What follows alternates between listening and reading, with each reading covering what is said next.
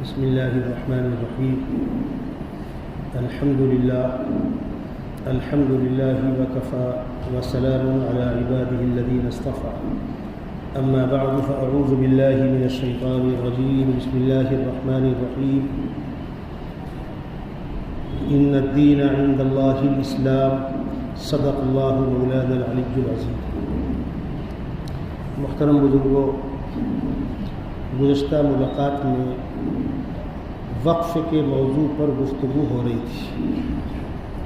اس دوران یہ بات بار بار آئی کہ ہندوستان کے دستور میں یہاں کی اقلیتوں کے لیے، مائنورٹیز جو ہیں، اقلیتیں، ان کے لیے خصوصی اختیارات دیے گئے ہیں. تمام مذاہب کے ماننے والوں کا اپنا اپنا طریقہ، اپنا اپنا انداز، اپنا اپنا سسٹم، ان کو اس حال پر جینے سے کوئی روکے گا نہیں. وقف ہمارا مذہبی مسئلہ ہے. ہمارے پرکھوں نے، ہمارے باپ داداؤں نے وہ چیزیں دینی کام کے لیے وقف کی ہیں، دی ہیں.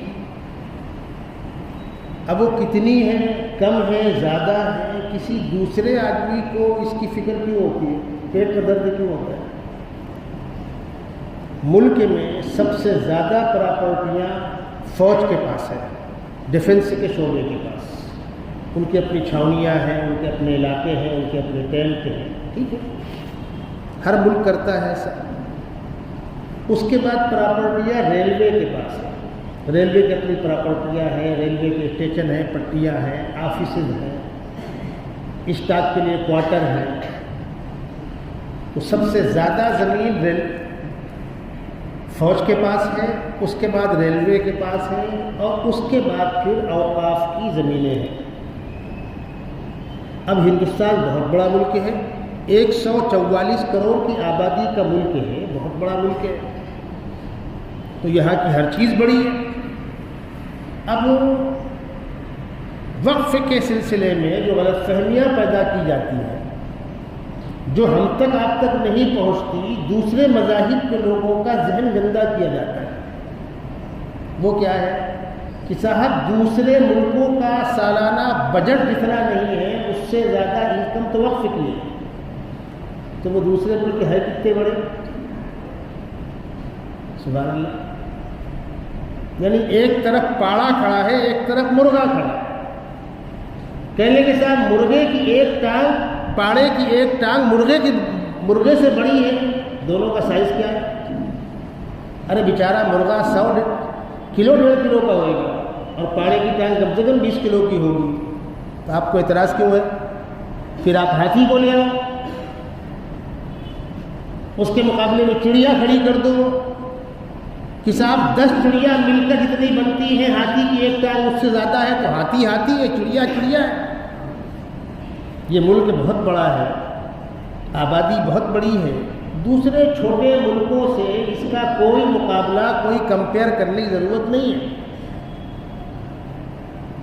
یہاں کے لوگوں نے اس ملک کو چلانے کے لیے جو دستور بنایا ہے، وہ دستور ہے کیا؟ اور میں یہ چاہتا ہوں کہ آج اس پر بات کھل کر ہو جائے اور مکمل ہو جائے، تاکہ اگلی گفتگو پھر سیرت پر شروع کی جائے. یہ ملک انگریز نے کس کے ہاتھ سے لیا تھا؟ بہادر شاہ ظفر کے ہاتھ سے. بہادر شاہ ظفر آخری مغل بادشاہ تھے، جن کے بعد پھر مسلم بادشاہوں کی حکومت نہیں رہی. 1857 کی دلی کی جنگ میں جو کئی مہینے چلی، دلی اس کا نام ہے اس لیے کہ مرکز دلی تھا. علاقہ، پورا علاقہ جنگ میں گھرا ہوا تھا. 100 میل دور تک جنگ جاری تھی. ہر طرف جھڑپیں ہو رہی تھی، مقابلے ہو رہے تھے. 1857 کی جنگ کی ناکامی میں بہادر شاہ ظفر گرفتار کیے گئے، ان کے بیٹوں کو قتل کیا گیا، خاندان کو قید کیا گیا، وغیرہ وغیرہ. پھر چلا مقابلہ. تقریباً 90 سال تک یہ مقابلہ چلتا رہا. 1857 سے لے کر 1900 کے شروع تک تنے تنہا مسلمان مد مقابل تھا. پھر آہستہ آہستہ سب لوگ شامل ہوئے اور پھر ہمارے بڑوں نے طے کیا کہ سب کو لے کر چلنا ہے تو گاندھی جی آپ بھی آئیے، آپ بھی آئیے، آپ بھی آئیے. نادان ہے، ناواقف ہے وہ لوگ جو اس پوری جنگ کا کریڈٹ مہاتما گاندھی کو دیتے ہیں. مہاتما گاندھی تو افریقہ میں وکالت کرتے تھے، ان کو تو بعد میں لایا گیا. اور یہ بات بھی کم لوگوں کو معلوم ہے کہ ہمارے اکابر نے جمعیت العلماء کے خرچے سے گاندھی جی کا پورے ملک میں دورہ کرایا اور ہندو مسلم دونوں سے کہا کہ ان کو بڑا مانو. اس حقیقت سے کوئی انکار نہیں کر سکتا. چلتی رہی جنگیں، مقابلہ ہوتا رہا، قربانیاں دی گئیں. حالات ایسے بن گئے کہ اب انگریز کو ملک چھوڑ کر جانا ہی پڑے گا. تو انہوں نے دوسرا شوشہ چھوڑا. ہمارے بعد اس کو کون چلائے گا؟ جیسے آپ کے خاندان کی پراپرٹی کسی نے قبضہ کر رکھی ہے، آپ اس سے کہتے ہیں چھوڑو، نہیں چھوڑتا. لڑ جھگڑ کر گاؤں کا دباؤ، سماج کا دباؤ، ٹھیک ہے پلٹا دوں گا. یہ آپس میں کیسے بانٹیں گے؟ بھائی تم ان کے خاندان کی پراپرٹی خالی کر دو، جو ان کی اور پراپرٹیاں ہیں، جو ان کا ہوگا وہ اس کا ہوگا. بٹوارا کرنا آپ کا کام ہے. انگریز نے یہ شوشہ چھوڑا. حکومت کس کے ہاتھ میں ہوگی ہمارے بعد؟ اب جب حکومت کی بات آئے گی تو بہرحال کھینچتان تو بڑھے گا. ایک ساتھ کیسے رہیں گے؟ آپس میں پٹے گی. ہزاروں سال سے ایک ساتھ رہ رہے تھے، کوئی جھگڑا نہیں تھا. اس ملک میں مختلف مذاہب کے ماننے والے 1000 سال سے زیادہ مل جل کر رہ رہے تھے. اس حقیقت سے کون انکار کر سکتا ہے؟ کچھ لوگ کھڑے ہوئے کہ بھائی ایسا کرو، ہمارا خطہ الگ کر دو، ہم کو الگ کر دو. ہمارے اکابر جو جنگ آزادی میں روز اول سے شامل تھے، بڑے گئے ان کی جگہ چھوٹوں نے لے لی. مولانا قاسم نانوتوی گئے، حضرت شیخ الہند نے جگہ لے لی. حضرت شیخ الہند گئے، مولانا آزاد، مولانا مدنی، مفتی کفایت اللہ وغیرہ نے، مولانا حفظ الرحمان سہاروی نے جگہ لے لی. تسلسل تو وہی ہے. اس وقت دو رائے سامنے آئی: مسلمانوں کا حصہ الگ کر دو، ہم الگ رہیں گے، یا ہم مل جل کر رہیں گے. ہمارے اکابر نے پوری شدت کے ساتھ کہا کہ ہم مل جل کر رہیں گے.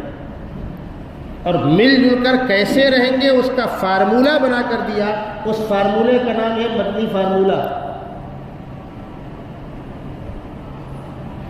شارٹ کٹ میں اشارے کر رہا ہوں، بہت تفصیلی بحث ہے. ملک میں 100 سیٹیں ہوں گی مرکز کی، جیسے ایم پی ہوتے ہیں نا، 545-44 ایم پی ہیں، اس وقت 100 سیٹیں ہوں گی مرکز کی. 45 مسلم، 45 ہندو، 90 ہو گئے، بچے 10 اقلیتوں کی ہوں گی. ان 10 میں سے 6 جس کے ساتھ جائیں گے، جس کا 51 ہوگا حکومت وہ کرے گا. یہ فارمولہ تھا. 45 مسلم سیٹ فکس ہے، 45 ہندو سیٹ فکس ہے. 10 جو بچ رہی ہیں دیگر اقلیتوں کی، وہ جدھر جائیں گے 50 کا 51 جس کا ہوگا، ہو گئی بہومت. جیسے آج 272 میں بہومت ہوتی ہے، حکومت وہ کرے گا. ٹھیک ہے. اس میں ایک اہم بات اور ذہن میں رہے آپ کے، کسی بھی مذہبی معاملے میں حکومت اس وقت تک کوئی چھیڑ چھاڑ نہیں کر سکتی جب تک کہ اس مذہب کی 2/3 تعداد اس سے اتفاق نہ کرے. مثلا 45 مسلم، اتنے ہی ہندو، تو 45 کا 2/3 30، 15، 30، 45، 2/3. جب تک 30 مسلم ایم پیز اس سے اتفاق نہ کریں، حکومت مسلمانوں کے کسی مسئلے میں مداخلت نہیں کر سکتی. اور جب تک ہندوؤں کے 30 ایم پی اس سے اتفاق نہ کریں، حکومت وقت کسی مسئلے میں مداخلت نہیں کر سکتی. بہت تفصیلی فارمولہ ہے. لیکن بہرحال دلوں کے اندر فتور تھا، اختلاف کو ہوا دی گئی اور دونوں طرف سے تناؤ بڑھایا گیا، قصداً بڑھایا گیا۔ ادھر بھی انتہا پسند، ادھر بھی انتہا پسند، عجیب صورتحال تھی۔ اور بالآخر ہمارے بڑوں کے نہ چاہنے کے باوجود، جمعیت العلماء کی ذمہ داران، اکابر دارالعلوم دیوبند کے نہ چاہنے کے باوجود بٹوارے کا زخم ہمیں دیا گیا، ہمارے سینے پر بٹوارے کا خنجر چبھویا گیا۔ ہمارے اکابر پہلے بھی مخالفت کر رہے تھے، بٹوارے کے بعد بھی یہاں سے جانے کی مخالفت کر رہے تھے۔ اس وقت کے حالات آپ سن لیں گے، دسترخوان پہ کھانا رکھا ہوگا، لقمہ حلق کے نیچے نہیں اترے گا، جو حالات تھے۔ ہمارے اکابر کے لیے روڈ پر چلنا مشکل تھا، لیکن وہ سمجھا رہے تھے۔ مولانا ابوالکلام آزاد کی وہ تقریر جو دلی پلیٹ فارم پر کھڑے ہو کر کی ہے، ریکارڈ کے اندر موجود ہے، انہوں نے کہا تمہیں کیا ہو گیا ہے، کس چیز سے خائف ہو، وطن چھوڑ کر کیوں جا رہے ہو؟ یہاں کا ہندو مذہبی مخالف تو ہو سکتا ہے، تم کو کبھی پردیسی ہونے کا تانا کوئی نہیں دے گا، تم جہاں جا رہے ہو نسل در نسل مہاجر کہلاؤ گے، اور ایک وقت وہ آئے گا جب وہاں سے تنگ آ کر ادھر پلٹ کر دیکھو گے تو یہاں تمہارا کچھ نہ ہوگا، کیوں جا رہے ہو؟ مسلم اور خوف ایک دل میں جمع نہیں ہوتے۔ ابھی کل کی بات ہے، تمہارے مسلم قافلوں نے جمعہ کنارے بیٹھ کر وضو کیا تھا، مسجد کی منارے تم کو آواز دے رہے ہیں، کس کے حوالے کر کے ہم کو جانا؟ تمہارے آباء و اجداد کے قبرستان، تمہاری آباء و اجداد کی روحیں فریاد کر رہی ہیں، ہمیں کس کے حوالے کر کے جا رہے ہو؟ کیوں جا رہے ہو؟ مت جاؤ میرے بھائی۔ مولانا آزاد تقریر کر رہے ہیں اور مجلس سے نکل کر لوگ ان کے منہ پر تھوک رہے ہیں۔ سر سید علی گڑھ چدہ کرنے نکلے، کسی نے ان کے اوپر تھوک دیا، یہ سب لوگوں کو یاد ہے، اور مولانا آزاد تقریر کر رہے ہیں کھڑے ہو کر دلی پلیٹ فارم پر، اور ان کے چہرے پر تھوکا جا رہا ہے، تو کسی کو یاد نہیں۔ شیخ الاسلام مولانا مدنی کی پگڑی اتار کر پیروں سے ٹوڈی گئی ہے، ان کے چہرے پر شراب پھینکی گئی ہے، داڑھی پکڑ کے نوچا گیا ہے۔ ان حالات سے یہ ملک گزرا، بالآخر جو ہونا تھا ہو گیا، دل پھٹ گئے، اور بٹوارہ بھی اتنے پھوہڑ پن سے کیا گیا کہ ہنسی آتی ہے سن کر۔ مولانا آزاد نے ایک موقع پر فرمایا تھا کہ میں جناب کو پڑھا لکھا آدمی سمجھتا تھا، جغرافیہ سے اتنا نہ واقف ہے، اس کو بٹوارہ کہتے ہیں۔ پنجاب آدھا ادھر آدھا ادھر، کشمیر آدھا ادھر آدھا ادھر، بنگال آدھا ادھر آدھا ادھر، اس کو بٹوارہ کہتے ہیں؟ مذاق کر رہے ہیں آپ آبادی کے ساتھ؟ ہوا، ملک آزاد ہو گیا۔ 14 اگست کو پاکستان اور 15 اگست کو ہندوستان کی آزادی کا اعلان کر دیا گیا، آزاد تو ہو گیا، لٹا پٹا یہ ملک، اب دوبارہ اس کو سنوارنا ہے۔ جو لوگ یہاں بچے، ہمارے اکابر کی کوششوں سے بڑی تعداد رکی، اللہ ان کی قبروں کو نور سے منور فرمائے۔ کیسے جیالے لوگ تھے، انتہائی محترم لوگ تھے، اپنی مسجدوں کو چھوڑ کر، اپنی خانقاہوں کو چھوڑ کر، امت کی خاطر، امت کی بربادی سے اس کو بچانے کی خاطر روڈوں پر آئے تھے۔ اب اس کا دستور بنایا جائے، اس لیے کہ وہ شکل کہ انگریزوں نے مسلم بادشاہ سے لیا تھا واپس مسلمانوں کے حوالے کر دیا جائے، وہ شکل تب ناممکن ہو گئی تھی، بٹوارہ ہو گیا تھا۔ بٹوارہ اسی لیے کرایا ہی گیا تھا۔ دستور کے لیے ایک کمیٹی بنائی گئی، اس کمیٹی کا ذمہ دار بابا امبیڈکر صاحب کو بنایا گیا۔ اس کمیٹی میں ہمارے دو نمائندے ہیں، مولانا ابوالکلام آزاد، مولانا حفظ الرحمان سہواروی، دونوں ممبران پارلیمنٹ ہیں۔ بحث چلی، تفصیلی بحث ہوئی۔ ذرا سوچئے، 15 اگست 1947 کو ملک آزاد ہو رہا ہے اور 26 جنوری سن 50 کو دستور نافذ ہو رہا ہے، اس بیچ میں کیا ہو رہا تھا؟ اتنا لمبا عرصہ، 2.5 سال کا عرصہ بحث چل رہی تھی، پارلیمنٹ کے دستور پر بحث ہو رہی تھی۔ دستور بنا، وہ آپ کے سامنے بن کر فائنل ہوا، پارلیمنٹ کے اندر اس پر بحث بھی ہو گئی، دستور پاس بھی ہو گیا، اب سگنیچر کر کے اس کو نافذ کرنا ہے۔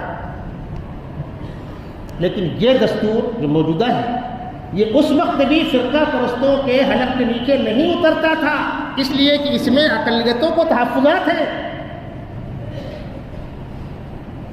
انہوں نے دستور کو نہیں مانا تھا، ترنگا کو نہیں قبول کیا تھا، ملک سیکولر ڈھانچے پر چلے گا نہیں قبول کیا تھا، اختلافات چل رہے تھے، لیکن وہ اختلاف کرنے والے بہت قلیل مقدار میں تھے، دال میں نمک کے برابر، اور ملک کو بچانے اور سنوارنے کی کوشش کرنے والے اکثریت میں تھے۔ اور اس کے ساتھ ساتھ یہ بات بھی ذہن میں رہے کہ جو لوگ اس وقت ممبران پارلیمنٹ کے تھے ان کو دکھ رہا تھا نا کہ بھئی جیلیں کس نے آباد کی ہیں، پنڈت جواہر لال نہرو اور مہاتما گاندھی کو انگلی پکڑ کے چلنا کس نے سکھایا ہے؟ وہ لوگ زندہ تھے، مولانا آزاد زندہ ہے، مولانا مدنی زندہ ہے، مولانا حفیظ الرحمان سہروردی زندہ ہے، رفیع احمد قدوانی زندہ ہے۔ آنکھ سے آنکھ ملا کر بات کرنے کی کوئی جرت نہیں کرتا تھا۔ دستور پر بحث ہو گئی، دستخط باقی تھی، صرف دستخط ہو اور نافذ کیا جائے۔ اب فرقہ پرستوں کی ساری کوششیں ناکام ہو گئی، دستور نافذ ہونے جا رہا ہے، اب کیا کریں؟ آخری ترک کا پتا پھینکا انہوں نے، آخری حربہ استعمال کیا۔ وہ کیا تھا؟ فیض آباد ضلع میں اجودھیا بستی میں وہ مسجد جو 500 سال سے زیادہ، جس میں 5 وقتہ نماز ہوتی تھی، عشاء کی نماز باجماعت پڑھی گئی تھی، جب صبح نماز پڑھنے آئے تو معلوم ہوا دیوار کود کر آ کر کسی نے ممبر کے پاس مورتی نصب کر دی۔ مقامی کوتوالی میں FIR درج ہوئی وغیرہ وغیرہ۔ 2 راستے تھے، ٹکراؤ کے ذریعے طاقت کا استعمال کر کے اس چیز کو ختم کر دیا جاتا، فتنہ وہی ختم ہو جاتا، جو عام طور پر نوجوان سمجھتے ہیں۔ اور ایک شکل یہ تھی کہ اس کو ہوا نہ دی جائے، اس لیے کہ یہ نشانہ نہیں ہے، بابری مسجد پر قبضہ نشانہ نہیں ہے، نشانہ کچھ اور ہے۔ ٹینشن بڑھے، ٹکراؤ ہو، سگنیچر رک جائے پارلیمنٹ کی۔ ہمارے اکابر نے کیا کہا اور آپ بھی سن لیجئے۔ اس بٹوارے کے بعد جو علاقے مسلمانوں کی اکثریت کے تھے اور خالی ہو گئے، پنجاب کا علاقہ، پانی پت کا علاقہ، 3000 سے زائد مسلمانوں کی مسجدیں ویران ہو گئیں، اور ایسا قتل عام ہوا وہاں پر کہ 10-10 میل تک مسلمانوں کی آبادیاں خالی ہو گئی، لوگ چھوڑ کر بھاگ گئے جان بچا کر کے۔ کہ ہمارے اکابر نے کہا کہ بہت بڑی تعداد میں مسجدیں ویران ہیں، ایک مسجد اور بند ہو جائے گی، ہم اس کا مقدمہ لڑیں گے، چھوڑیں گے نہیں، لیکن دستور کی سگنیچر تو ہونے دو، اگر دستور ہی محفوظ نہ رہا تو کچھ نہیں بچے گا۔ کڑوا گھونٹ پیا، FIR درج کرائی، اور یہ بات بہت سے لوگوں کے گلے گھونٹ نہیں اترے گی، لیکن حقیقت یہی ہے، سن 49 سے روز اول سے لے کر کے آخری فیصلے تک جمعیت علماء ہند اس مقدمے کی فریق تھی، اور ہمارے اکابر شروع سے کہتے تھے اس مسئلے کو روڈ پر مت لاؤ، کورٹ میں چل رہا ہے چلنے دو، لیکن بہرحال دستخطیں ہوئی، تھوڑی سی بدمزگی پیدا ہونے کی وجہ سے تاخیر ہوئی۔ دسمبر کی 22-23 تاریخ کے بیچ میں، سن 49 دسمبر کا 12واں مہینہ، عشاء اور فجر کے بیچ میں 22-23 کی رات کے بیچ میں مورتی وہاں رکھی گئی تھی۔ دسمبر کا 1 ہفتے کے بعد جنوری آ رہی ہے نا بھائی، یہ اسی وقت دستخطیں ہو گئی ہوتی، لیکن تھوڑی سی تاخیر ہوئی، اور جنوری کے مہینے میں دستخطیں ہوئی، اور 26 جنوری کو دستور کا اعلان کر دیا گیا۔ میں نے آپ کو اس سے پہلے ایک واقعہ سنایا تھا، آج پھر دہرا دوں۔ یہ باتیں اس لیے کہہ رہا ہوں کہ ایک بڑا طبقہ ہمارے اکابر کو بیوقوف کہتا ہے، احمق کہتا ہے، بزدل کہتا ہے۔ ذرا آپ بھی سن لو حقائق کیا ہے۔ باندہ میں حضرت مولانا صدیق صاحب اللہ علیہ کا جو ادارہ ہے، بڑا ادارہ ہے، وہاں سرکاری اسپتال بھی ہے۔ میں یہاں سے گیا ہوا تھا تو اسپتال میں ڈاکٹر صاحب کافی پڑھے لکھے تھے، اچھے ایکسپرٹ تھے، لیکن بزرگوں سے دور تھے، بیزار تھے۔ یہ 91 کا واقعہ ہے، وی پی سنگھ وزیر اعظم تھے اور اڈوانی صاحب کی یاترا پورے ملک میں آگ اگل رہی تھی، آپ کو یاد ہوگا، انتہائی خطرناک حالات تھے۔ اور جب اس یاترا کو روکا گیا اور لالو پرساد نے بہار میں گرفتار کیا، سرکار انہوں نے گرا دی، وہ بھی آپ کے سامنے۔ تو میں ان کے پاس دوا لینے گیا، ڈاکٹر صاحب کے پاس، کہنے کہ صاحب کمال ہو گیا، آپ لوگ کہتے ہیں ہمارے اکابر نے یوں جنگ لڑی اور یوں جنگ لڑی اور یوں جنگ لڑی اور انگریز کو بھاگنے پر مجبور کیا، جس انگریز کی حکومت میں سورج غروب نہیں ہوتا تھا اس کو آپ نے بھگا دیا، ایک مسجد کو آزاد نہ کرا پائے، اسی وقت نکال کر پھر دیا ہوتا، تماشے بازیاں ختم ہو جاتی۔ آپ لوگ کہتے ہیں مولانا آزاد بڑے سمجھدار تھے، مولانا مدنی بڑے سمجھدار تھے، میں تو ان کو احمق اور بیوقوف سمجھتا ہوں، مجھے کیوں سنا رہے تھے؟ انہوں نے مجھ کو اس لائق سمجھا تھا، میں قاسمی ہوں، مجھے سنا رہے تھے۔ میں نے کہا ڈاکٹر صاحب آپ تو ماشاء اللہ پڑھے لکھے ہیں، کہنے لگے ہاں۔ میں نے کہا تاریخ بھی پڑھی ہے؟ کہنے لگے ہاں۔ میں نے کہا نہیں پڑھی ہے میں نے تاریخ؟ میں نے کہا نہ۔ آپ نے تاریخ کے نام پر گھاس پھوس کھائی ہوگی، تاریخ آپ کے ہاتھ نہیں لگی ہے۔ اب میں ان کو ٹینشن کیوں دے رہا تھا؟ تاکہ تھوڑا وہ تیار ہو جائے سننے کے لیے۔ میں نے کہا آپ تاریخ سے، ہندوستان کی تاریخ سے ناواقف ہیں، اس وقت کے حالات سے ناواقف ہیں، ایسا کیسے آپ کہہ رہے ہیں پڑھا لکھا ہوں، ایسا ہے ویسا ہے؟ میں نے کہا سنیے، ملک آزاد کب ہوا؟ 15 اگست 1947۔ دستور نافذ کب ہوا؟ 26 جنوری 1950 میں۔ اس بیچ میں کیا ہو رہا تھا؟ اتنا وقت کیوں لگا؟ دستور بن کر پارلیمنٹ میں بحث ہو کر کے دسمبر کے دوسرے ہفتے میں ریڈی تھا لیٹ کیوں ہوا؟ جنوری کیوں آ گئی؟ یہ وقت کیوں لگا؟ اب ان کی تھوڑی لائٹ جلی۔ میں نے کہا وہ تاریخ آپ کے ذہن میں ہے جب بابری مسجد دسمبر کی 22-23 تاریخ کی بیچ کی رات تھی؟ کہنے لگے ہاں۔ کیوں یہ حرکت کی گئی تھی؟ اور آپ کو اتنا ہی درد ہے ایک مسجد کے لیے، اتنے مشتعل ہیں آپ؟ چلیے میرے ساتھ پنجاب پانی پت کے علاقے میں آپ کو دکھاتا ہوں، ہزاروں ہزار مسجدیں ہیں جہاں جانور بن رہے ہیں، گھوڑے بن رہے ہیں۔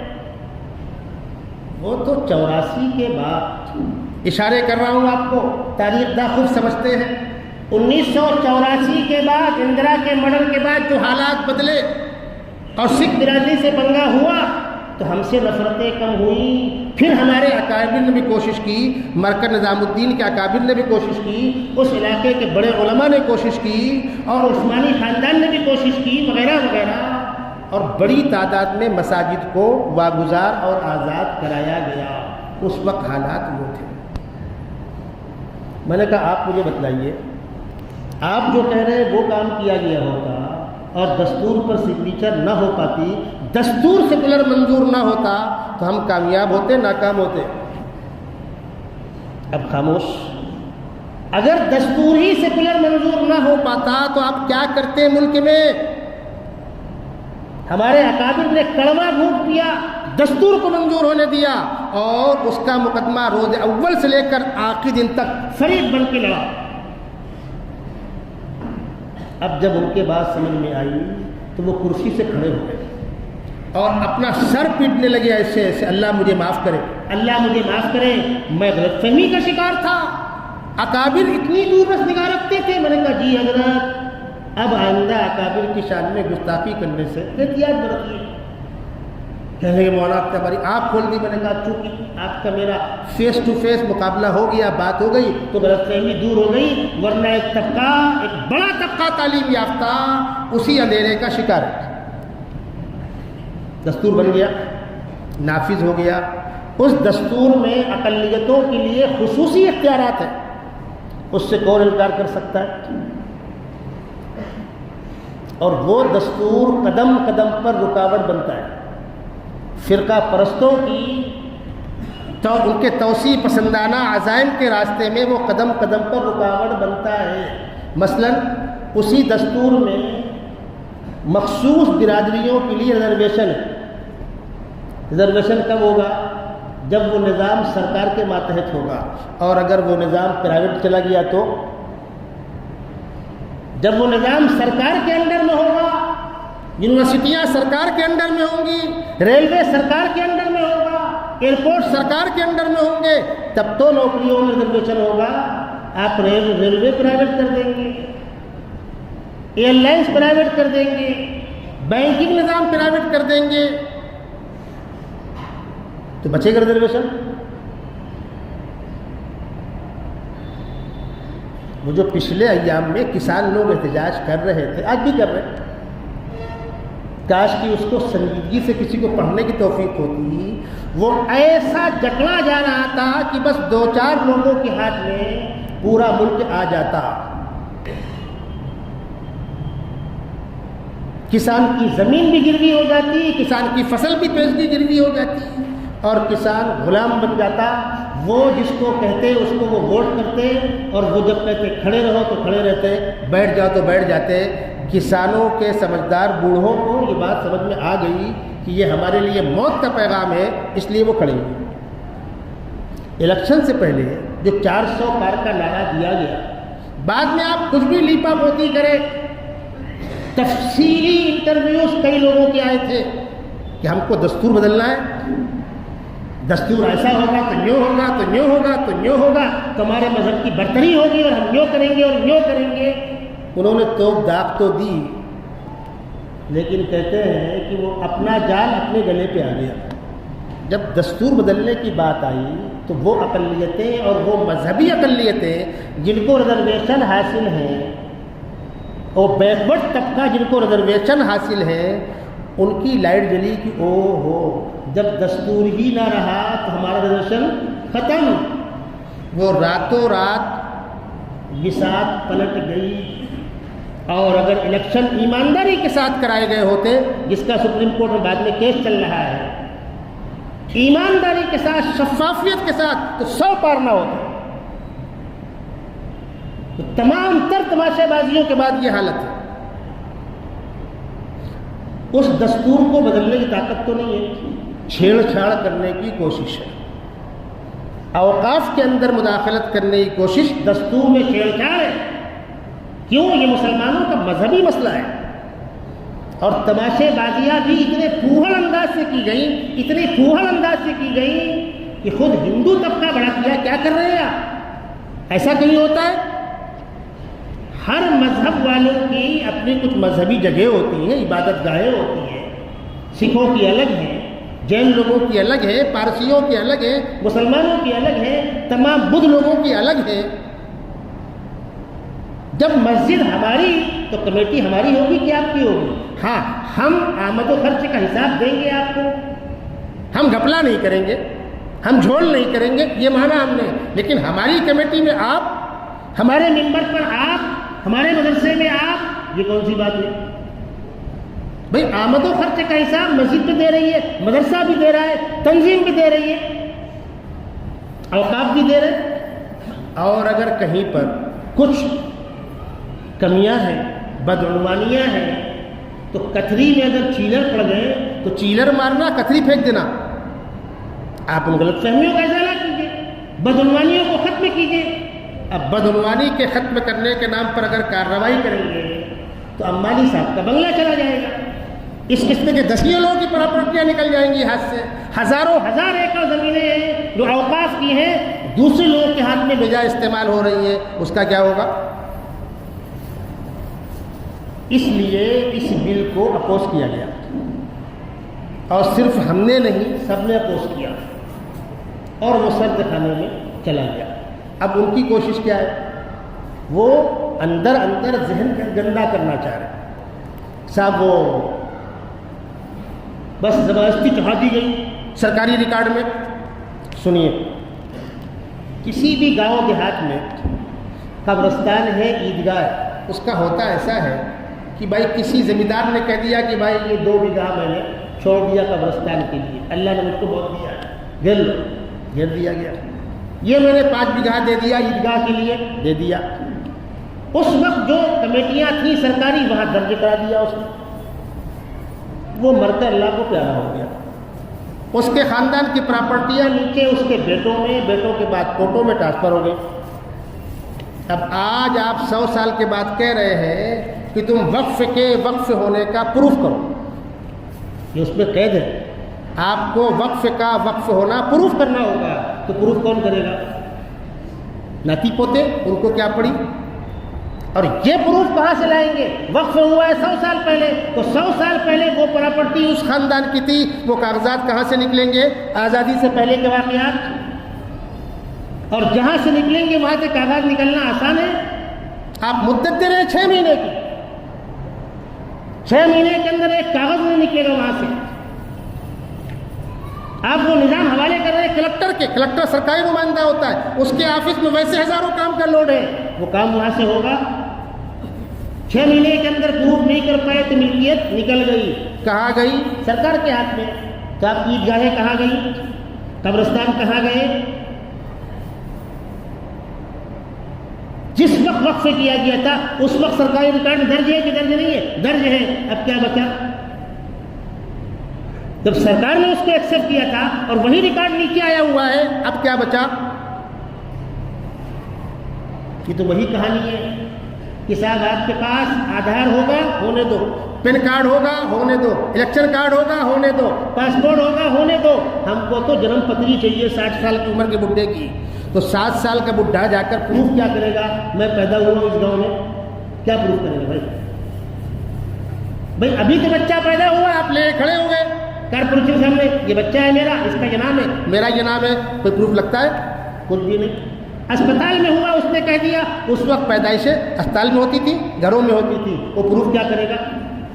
جس وقت پارلیمنٹ کے اندر یہ بحث چھڑی کہ صاحب آپ کو جنم پتری پیش کرنا ہوگا، تو 15-25 منسٹر اور MP کھڑے ہو گئے کہ بھائی ہمارے پاس بھی نہیں ہے، ہمارے پاس بھی نہیں ہے، ہمارے پاس بھی نہیں ہے. پہلے ہم کو باہر بھیج دو. یہ کیا پاگل پن ہے؟ جس دیش میں لوگوں کے پاس پیٹ بھر کے کھانے کو نہیں ہے، رہائش نہیں ہے، تعلیم نہیں ہے، علاج کے اسپتال نہیں ہے، وہاں آپ کو جس حریری سوج رہی ہے. اور بتلا دوں میں آپ کو، دیش کے اصل باشندے جو ہیں وہ جنگلوں میں رہ رہے ہیں. وہ مچھیرے آدیواسی جو اس ملک کے اصل باشندے ہیں وہ تو وہاں رہ رہے ہیں. وہ آبادی ماننے کو تیار نہیں ہے. ان کو کاغذ سے نفرت ہے، نفرت. وہ شہری زندگی سے اپنے آپ کو دور رکھتے ہیں. وہاں نسل در نسل کوئی پروف نہیں ہے. سب کو نکال دو آپ. کیا پاگل پن ہے؟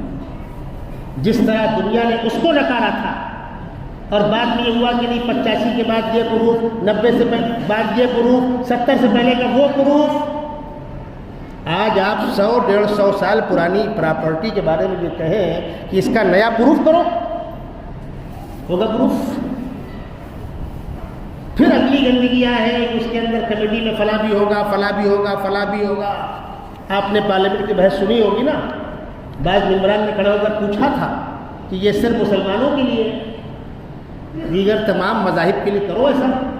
ہر مذہبی کمیٹی کے اندر سب کو لو. ایودھیا کے رام مندر ٹرسٹ کے اندر سب کو لو. تو جواب نہیں. کسی کے پاس سوال کا جواب نہیں. ہمارے بڑوں نے اس کے سلسلے میں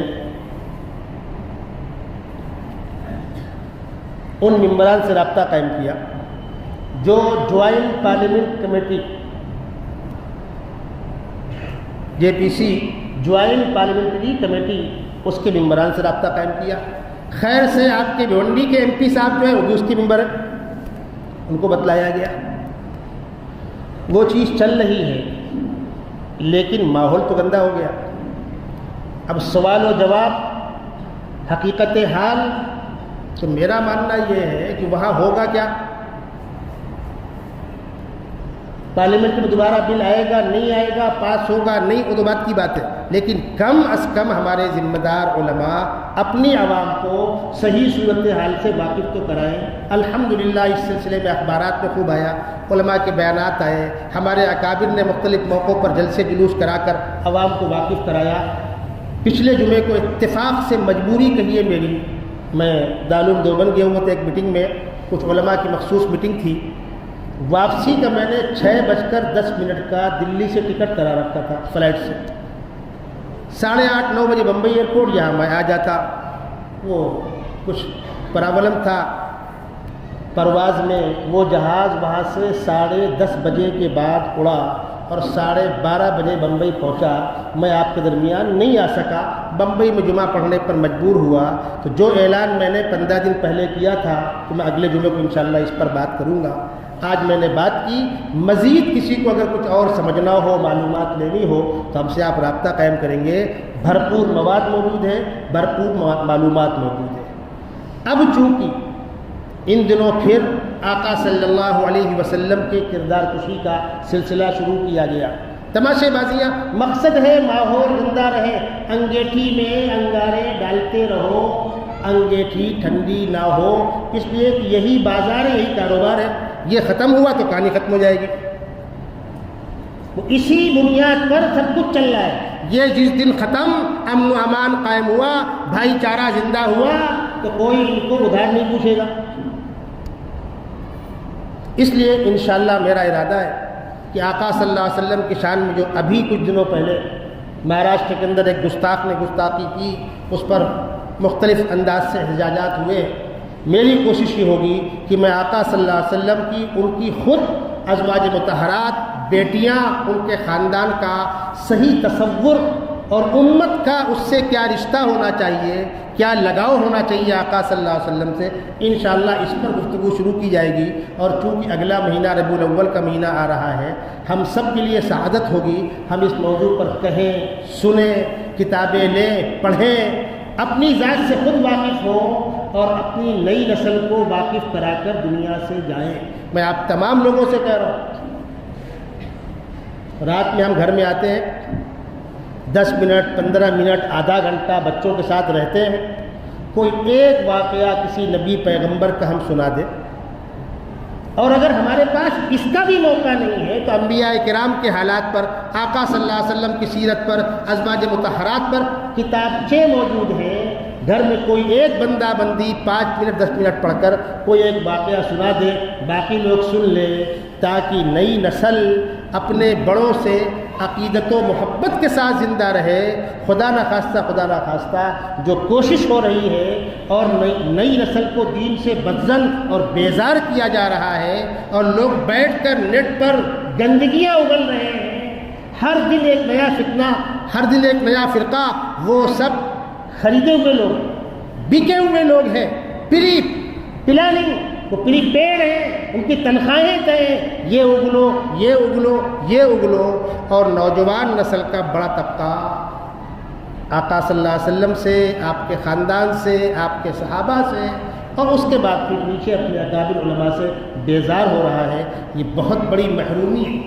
آج جو ہم امت میں ارتداد کا رونا رو رہے ہیں، بہت صاف الفاظ میں کہہ رہا ہوں، ارتداد کا رونا رو رہے ہیں، اس کی وجہ یہ ہے کہ ہم نے بنیادوں کی پختگی کی فکر نہیں کی. ہم صرف عبادات میں امت کو لے کر کھڑے رہے. عقائد، معاملات، اسلامی تاریخ، غلط فہمیوں کا ازالہ، سوالات کے جوابات، اس کی کسی کو فرصت نہیں. میں درخواست کروں گا، میری آواز جہاں تک پہنچے، بیان ریکارڈ میں ہو رہا ہے، علماء کرام اپنے اپنے علاقوں میں مہینے 2 مہینے میں مستورات کے ایسے اجتماعات کرائیں جس میں خالص علمی، دینی، عقائد پر، مسائل پر گفتگو ہو، تربیتی گفتگو ہو. ہمارا عقیدہ خدا کے بارے میں کیا ہونا چاہیے، پیغمبر کے بارے میں کیا ہونا چاہیے، صحابہ کے بارے میں کیا ہونا چاہیے، آخرت کی زندگی کے بارے میں کیا ہونا چاہیے، مرنے کے بعد حساب و کتاب کے بارے میں ہمارا عقیدہ کیا ہونا چاہیے. جو دین کی بنیادیں ہیں، ان سے امت کو واقف کرانا انتہائی اہم اور ضروری ہے. اللہ ان کوششوں کو باور کرائے. جو لوگ کر رہے ہیں ان کو مزید کرنے کی توفیق عطا فرمائے. ہمارے اکابر کی حفاظت فرمائے. انشاءاللہ اگلی ملاقات میں انہی موضوعات پر گفتگو کرنے کی کوشش کی جائے گی.